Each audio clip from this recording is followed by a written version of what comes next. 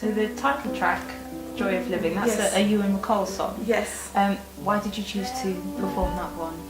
I came across the song, I've known it for years. I first came across it when Alison McMorland played at Topsham Folk Club, and it was a beautiful song, but at that point I didn't really think about what the song was trying to say. And then I lost my dad 2 years ago, and I never had the chance to say goodbye to him, and so I re-listened to this song and I thought that is just the most perfect kind of farewell song.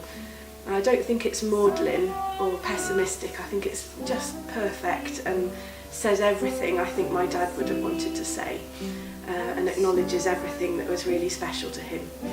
So it felt like a very important song to record.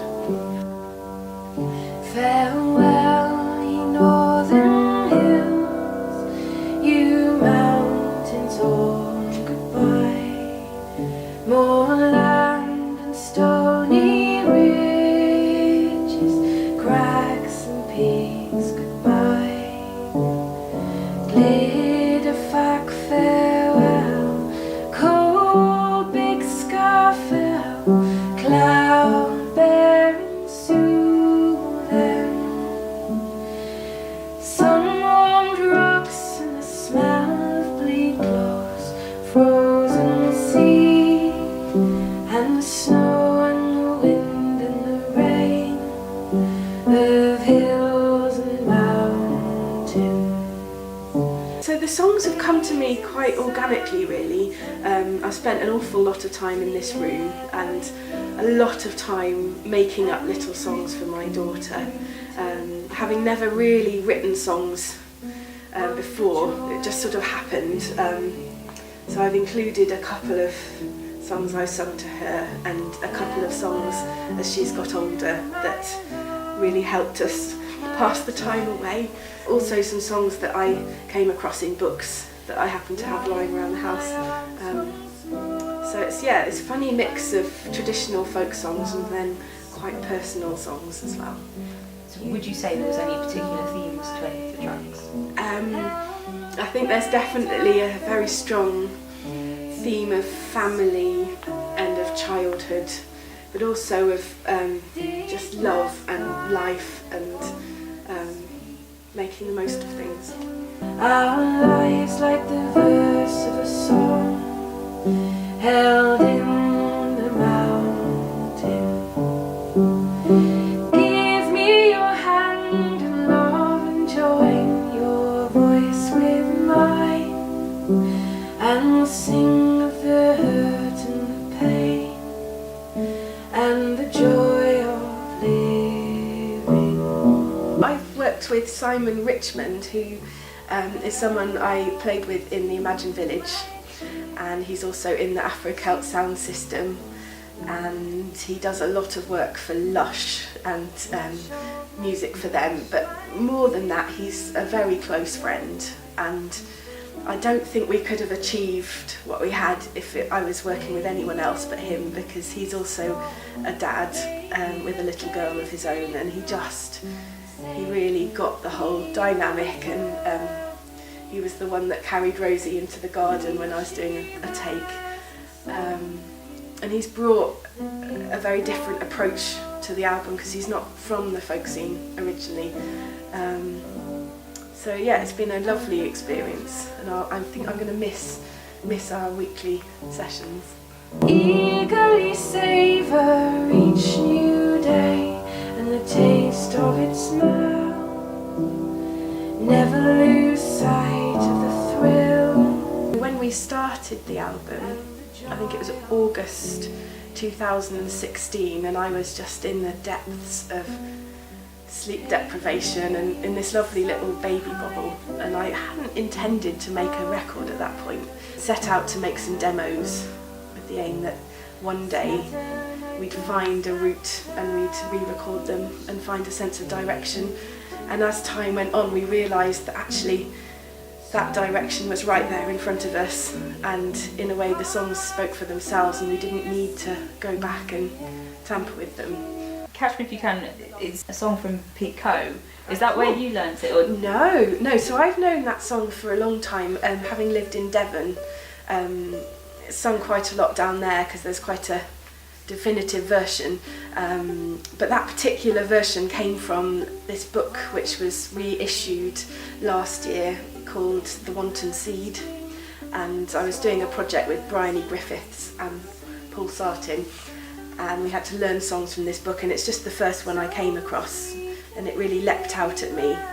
It's a melody from Marina Russell, who's a relative of Paul Sartin, and her melodies to songs are really beautiful and kind of delicate and feminine.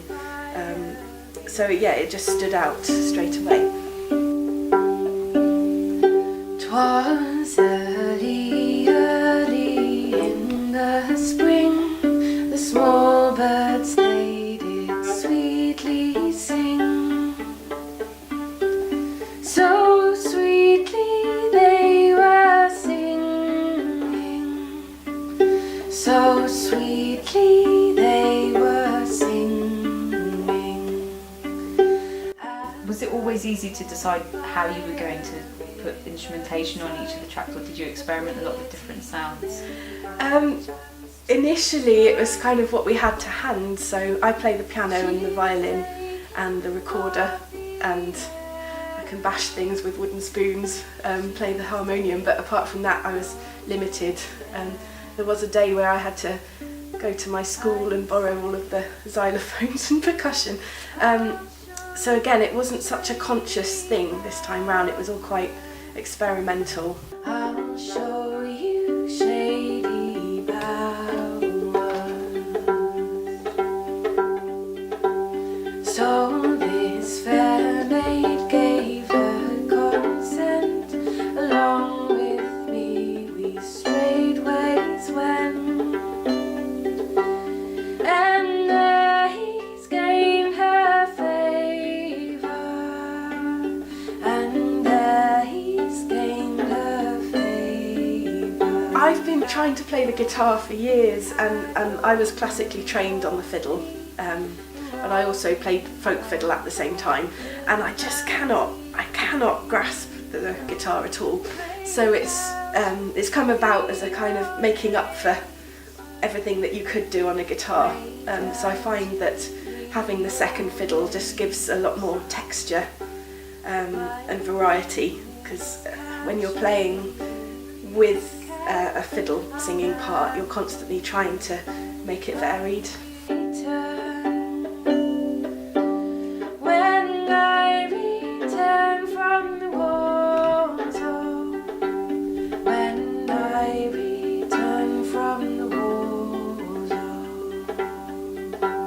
oh. I've been working with this lovely band for several years now. I've got Jack Rutter on the guitar, Mike Cosgrave on the keyboard and accordion, and John Parker on the double bass. And I've been joined by lots of my musical friends who've all come to the kitchen over the months to add things to the album. And I've been doing various bits and pieces with John Spires.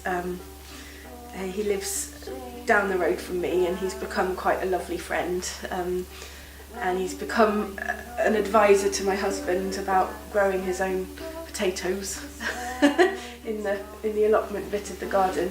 So he is playing melodeon on a few of the tracks. The opening track on your album is Rolling Home, Yes. which is a really well-known song for a lot of folk club and concert goers. Yeah. What made you want to record that? So yeah, it's just a bit of a preoccupation during the whole experience of making this record, is that I lost my dad, and my dad was a keen singer, and he used to sing in sessions and folk clubs, and that became his hit. And after he died, we realised we barely had any recordings of him, and the sound of someone's voice is such a crucial element to who they are. So the only recording we ever found, my brother found a little clip of him talking about power electronics. The only other one we ever found was of him singing Rolling Home one January up in Scotland. The summer of resentment, the winter of despair, The journey to contentment is set with trap and snare. Stand true and stand together, your labour is your own. When we go rolling home, when we go rolling home, rolling home, when we go rolling home, when we go rolling, rolling, when we go rolling home. I've done this little duet with him, and it's kind of just a little prologue to the record, really, as a sort of just a nod to everything I've been thinking about.